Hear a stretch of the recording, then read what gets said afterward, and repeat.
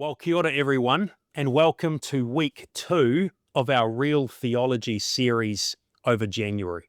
In this series, we're exploring 4 different movies and the way their themes, narratives, their characters, how they intersect with what the Bible teaches. If you missed last week for week 1, I kind of just spent a couple of minutes talking about why we do this series, why Real Theology. When we're a church that's committed to sound biblical teaching, why do we do a series that takes a look at 4 cultural movies of our society, of our world? And last week, for those of you who missed it, I suggested 3 really simple reasons why we want to do a series like this. The first one is what I called worldview. So we have a value as a church here at Grace City that we see no line between faith and life. And so for us, we don't like the idea of going, well, we have a spiritual part to our lives and then we have a secular part. For us, our relationship with God, the walk with Jesus, the teachings of Scripture, the call of the Holy Spirit in our lives, it intersects all of life. So for us, that means it's very natural to want to take something from what people would call the secular world, and we want to go, no, we want to interplay with that. We want to work with that from a biblical perspective. So that's the worldview we are coming from, particularly at Grace City Church. Secondly, there's an evangelism reason.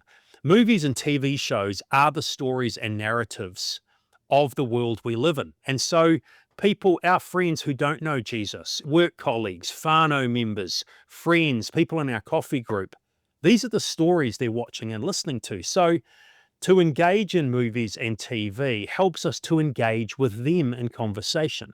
Now, that doesn't mean we watch any kind of movie that our unsafe friends are watching. I hope that we have some standards over movies and TV shows that we go, that actually isn't helpful, that's not godly, we're not going to watch that. But we do want to engage as we can with the people in our lives around these major narratives of our society. And then the third reason is what I called last week formation. And what I simply mean by that is that I think that the movies and TV shows, the media, even the news that we consume can actually have more of an impact on our thinking, on our worldview, on our values than we actually realize. And so this series, part of what it's about is about modeling, not only identifying the obvious messaging, both good and bad, in media, but also the subtle messaging. So over the past couple of months, I've been reading a fascinating book by a pastor in America called Mike Cosper. The book is called The Stories We Tell, and the subtitle says, How TV and Movies Long for and Echo the Truth. Here's what he writes. He says, it's often said that we tell the stories, that's the human race, we tell stories to know who we are, to understand ourselves and our place in the world. It's as though all of our stories are a way for the imagination to poke at the human condition, looking for ways to understand the why behind the what of our lives. And I really love that. What Mike Cosper does in this book, The Stories We Tell, is he walks through a heap of different TV shows and movies, and he shows how often they really explore the same themes, the same questions, and most of the time, those themes and questions actually intersect strongly with the key narrative of the Bible, the key things that the Bible is saying. And so what he's arguing is that movies and TV shows are actually poking at something really significant about human longing and about what God has created in the human soul. And I want to argue today that's especially true of the movie that I want us to look at now in week 2. So last week in week 1, if you missed it, we did an animated movie because many of the children were in The Wild Robot. And if you missed that, you can see that online. For this movie, though, we're going an utterly different genre. We're looking at the movie F1, which is based in the world of Formula One motor racing. Now, despite my last name being Carr, I'm not a car guy. I'm not really mechanically minded. I don't work on my car. much to Robin Burns' horror in Howick, I don't even wash my car that often. And I don't really enjoy motor racing, even though I enjoy watching a lot of sports. But this movie, I actually really enjoyed. We first watched it back in July. We went to the movies for one of my son's birthdays, and that's the movie he wanted to see. And I've rewatched it again recently. And I really enjoyed the movie, even though I'm not a motor racing person. Now, to warn you, there is bad language pretty much scattered throughout the movie, and there is a sexual relationship outside of marriage, which honestly always really annoys me in movies. But it's part of the movie. But despite that, the movie itself is actually quite a bit of fun. There's outstanding movie shots, particularly giving you the view from the cockpit of the car and what a Formula One driver would see. The music's outstanding. It's Hans Zimmer, who's one of the great movie composers of our world. But what I loved and intrigued me, both when I watched it at the cinema, but particularly as I'm rewatching it for the second time, is some of the themes of this movie are quite intriguing. Particularly this theme that comes through that I want to explore for a few minutes today. What is life all about? That's really what this movie is asking. So F1 concentrates and is centered on the main character, Sonny Hayes. He's played by Brad Pitt. And he was 30 years before an up-and-coming Formula One rookie driver. He was the next big thing, if you like. But then he had a horrendous crash in his first season of Formula One racing, and he ended up walking away from that whole scene. And so for 30 years, he's just done random driving all over the world. He's done some motor racing in different kinds of cars. He's been a taxi driver in New York City, and that's all he's done for 30 years. But then a former competitor and friend turns up. He's now purchased a team in Formula One, Apex Racing. And Ruben sits down with Sonny Hayes and asks him to come and help him with his team. They've been in ownership for 2.5 years. They have won 0 victories. And if they don't win a race by the end of season 3, his team is going to be sold from under him. And so he makes his pitch to Sonny to come and drive again. So Ruben has left, and as she brings over the meal to Sonny Hayes, he asks her the question, let me ask you something. If a close friend made an offer that was 100% positively too good to be true, what would you do? And she immediately answers the question, well, how much? That's the bottom line in the world today, isn't it? How much money is this worth? And Sonny comes back with the response, it's not about the money. And the waitress looks at him quizzically, confused, and she asks the question that clip finished with. So what is it about? And that, friends, is the big question of the F1 movie. What is it about? Why does Sonny Hayes drive? What does he keep on driving for? What motivates him? What's behind the drive? Why is he intrigued by this offer, even though he thinks it's too good to be true? What is life all about? That's this big question that billions of people ask, but that's the question that hovers over this F1 movie. What is this all about? You see, right through the movie, Sonny Hayes is this restless soul. He's living in the back of the van that he drives all over the place from one race to another, but he never settles down. He never joins a team. In fact, as the movie begins, he's given the opportunity to race in the Daytona 24-hour race. And he's offered a permanent place on the team for the next year, and he turns it down and he drives away. At the end of this movie, at the end of the Formula One season that it is based on, he ends up walking away again from the Formula One team, from the woman he's supposedly fallen in love with, and he just drives off into the sunset. In fact, the very last scene of the movie, he's in the Baja Peninsula in Mexico, talking to a team about driving in the Baja Rally, which is this off-road multi-day endurance race. And they recognize his name, and so one of the team members says to him, we can't pay a lot. And Sonny Hayes' response is exactly the same as what he'd said to the waitress at the start of the movie. It's not about the money. And this young Mexican team member looks Sonny Hayes in the eyes and he asks the exact same question as the waitress. So what is it about? And Sonny Hayes laughs, and that's the end of the movie. See, in other words, Sonny Hayes is being portrayed as he doesn't really know what the answer is. He's not quite sure what it is that's driving him. He doesn't know why he ultimately drives fast cars. It's as though, if I could put it into the words of the rock band U2, he still hasn't found what he's looking for. But this is the key question of this movie. So what is it about? And that's the question about the meaning and purpose in life that billions of people all over our world ask all the time. And people find the answer to that question, what is life about, in all kinds of places. For some people, it's about finding love or acceptance or the approval of other people. For some people, it's success, whether that's in business, in sports, in your chosen career, success in making the world a better place. For other people, it's about control. It's about security, being in charge, trying to avoid any hint of anxiety in life. For many people, it's just about being happy.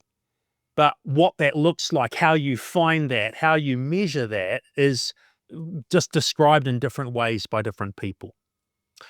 Jesus was once asked that question.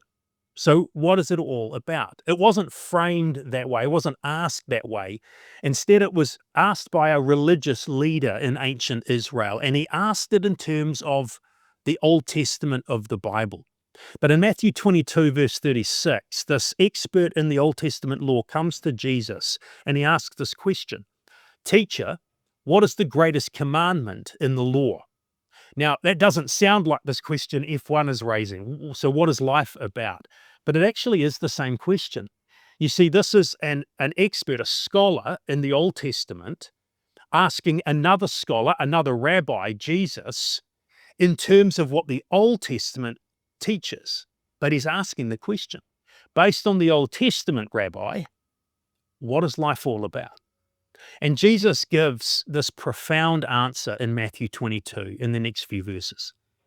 Jesus replied, "Love the Lord your God with all your heart, with all your soul, and with all your mind. That is the first and greatest commandment. And the second is like it," Jesus says, "love your neighbor as yourself." All the law and prophets, in other words, the entire Old Testament, hang on these two commandments. In other words, according to Jesus, the answer to that question, what life is all about, is basically summed up in two phrases: love God and love people. For Jesus, life is all about love. And that's not the feeling of love, the emotion of love. It's the action of love, the choice to put the needs of others above our own. So according to Jesus, what life is about is loving God, which means honoring him, listening to him, obeying him, serving him, worshiping him, and giving him the glory he deserves. And it's about loving people. It's about serving them. It's about forgiving them. It's about meeting their needs, about caring for them. And for Jesus, that's the answer to what life is all about. There's a vertical dimension, loving God, and a horizontal dimension of loving people. Now, to come back to F1 for a minute, it asks this profound question. So what is it all about? It doesn't actually answer that question overtly, but it gives hints through the movie. And two of the key themes of this movie are kind of suggestions of possible answers to this question. What is it about? And interestingly, these two themes, one of them is horizontal and one of them is vertical. So the horizontal focus of this movie is about the importance of teamwork, about working together with other people. Teamwork is at the heart of Formula One, even though it's centered on two drivers per team who are the ones driving the car. Behind them is these huge teams of mechanics and engineers and all kinds of people that make up the team. Well, in this movie, at the beginning of it, when Sonny joins this Formula One Apex team, there is no teamwork. You have these two drivers competing against each other for the detriment of the team. So this next clip is showing us the first time that Sonny and the other driver, JP, the first time they race in a Formula One race together. So in theory, they're a team. But the reality is, as the movie begins, both drivers come across as arrogant, self-centered, it's all about me, focused completely on themselves. They're both grasping for the glory. So in that clip, Sonny Hayes had actually been told by the team management to pull over and let JP pass because JP's tyres were hot, meaning that at that moment in the race, he was going faster. So let him go and chase some of the other cars. But Sonny refused. JP, meanwhile, is this rookie driver in his first year who's trying to make a name for himself and who is calling Sonny this old man in the movie. There's this real arrogance to both of them that's detrimental to the team. But one of the key themes of this movie is that over time that slowly begins to change, and it's Sonny who changes it. He is still cantankerous, he's still arrogant, he's still smug and rude, but he begins to make sacrifices that allow JP to start getting some top 10 places. And through his self-sacrifice, there begins to build this culture of team. One of the ways it gets portrayed is that at the big start of the movie, Sonny ends up going for a jog most mornings around the racetrack they practice on, and then on the actual track when they're at a race time. But then a couple of team members join him, and then a few more join him. And then by the end of the movie, Sonny's actually in hospital from an accident, and it's JP now leading the morning run, and it looks like virtually the whole team is running with it. And so teamwork becomes this focus in the movie, kind of this horizontal focus. Maybe part of what life is about is finding ways to work with others. That's the horizon. But then there's also a vertical element to this movie as well, a possible other answer to this question, what is it about?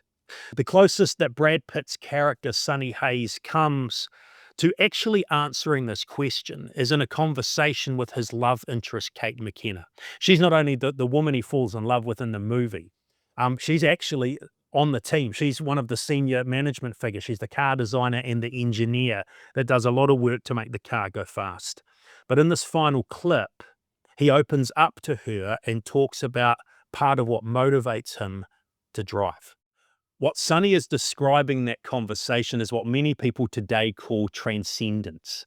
Transcendence means, in that kind of context, something like otherworldly, more than on the physical human plane. It's trying to describe a spiritual experience. And that's actually what many people are looking for and what many false religions and cults offer, whether it's through meditation, whether it's through religious practices, drugs, whatever it is. People are hungry for this spiritual experience. And that's what Sonny is saying in that conversation with Kate. It's kind of, that's what he's striving for. That's what he's looking for when he drives fast, this spiritual experience. In fact, in the last race of the movie, the final Formula One race of the season, he has this moment where he's in that zone. He's having that experience. And some of the senior management, they all look at Kate and they say, "What's going on?" And she smiles and says, "He's flying," in response to that exact conversation that we've just seen. Let me take you back to that quote that I gave at the beginning of this message by Mike Cosper in that book about movies. He says, and I'm just going to quote the shorter part of it, it's as though all of our stories are a way for the imagination to poke at the human experience, looking for ways to understand the why behind the what of our lives. And that's what it feels like the F1 movie is trying to do. It's trying to poke at the most fundamental question there is. So what is it about? Why are we here? What does life really mean? But what's sad is that the F1 movie asks the right question, but it provides the wrong answers. It's hinting that there is a horizontal element, there is a vertical element to why we're here. But the problem is that the answers and the hints it is giving move God to the very periphery. There are a couple of times where Sonny Hayes, as he's getting into the car, he just kneels for a minute and pauses. But you're never sure, is he praying? Is he just centering himself? Well, what's going on? The truth is the F1 movie is asking the right question, but it's providing the wrong answer because it leaves God off to the side. And that's the complete opposite to Jesus in Matthew 22. Jesus doesn't push God to the side. He brings God to the very center of the answer to this profound question. Let me look at that passage or read that passage for us again. Matthew 22, verse 37, Jesus replied, "Love the Lord your God with all your heart and all your soul and all your mind. That's the first and greatest commandment. And the second is like it, love your neighbor as yourself." All the Old Testament, Jesus says, hangs on those two commandments. And when you look at Jesus' response, God's not out of the picture. God is right at the center of the answer to what life is all about. And that's the key idea I want us to hear as we reflect on the F1 movie. Jesus' answer about what matters most puts God at the very center. Jesus' answer about what matters most in life puts God at the very center. And so as we finish up, I just want to unpack that a little bit by making four really careful observations from what Jesus says in that passage in Matthew 22. First of all, Jesus says there's a clear priority. So he gives two answers to the question. He provides these two quotations from the Old Testament, but notice they're not equal for Jesus. There's a priority to them. He quotes the first passage from the book of Deuteronomy in the Old Testament about loving God with everything we've got. And then Jesus says in verse 38, this is the first and greatest commandment. In other words, he's going to give a two-pronged answer, but the first part is the priority. There's a clear priority on loving God. God is at the center. The heart of the answer about what life is all about has God at the very heart of it. He's the clear priority. Secondly, in this passage, there's an implied response. When Jesus quotes this first quote from Deuteronomy, it begins with these words, love the Lord your God. And it's implying something profoundly important. You see, Deuteronomy was being given to the people of Israel a generation after they'd left slavery in the land of Egypt. God had already saved them. God had already made a covenant with them. They were already God's people. In other words, God had already loved them. So the command to love God was a response to the love they had already received. And that's the case all the way through the Bible, friends. Human beings are never called to love God just out of thin air. We're never called to somehow manufacture a love for God out of who we are. We're always called to love God in response to his loving action towards us. Love in us towards God is always a response to God's love. That's why 1 John 4:19 says, we love because he first loved us. And so Jesus here, as he places the love of God at the very center of what life is all about, he makes it clear there's this priority that is an implied response. And then thirdly, Jesus' answer calls for this major commitment.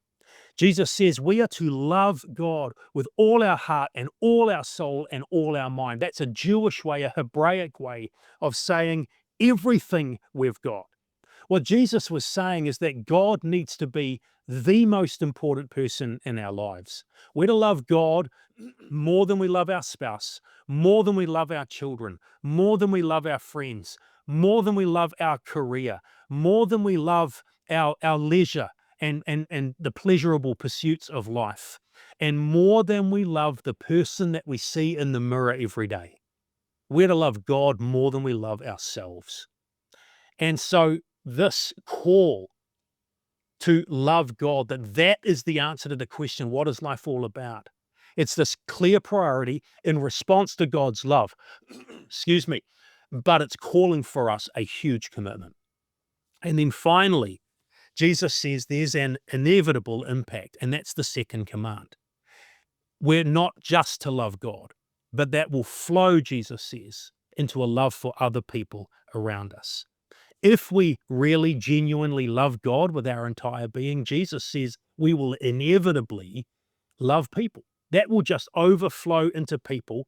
And regardless of whether they're worthy of our love or not, regardless of whether they're our closest friends or our harshest enemies, we will love them because our love for God in response to his love is at the center of our being.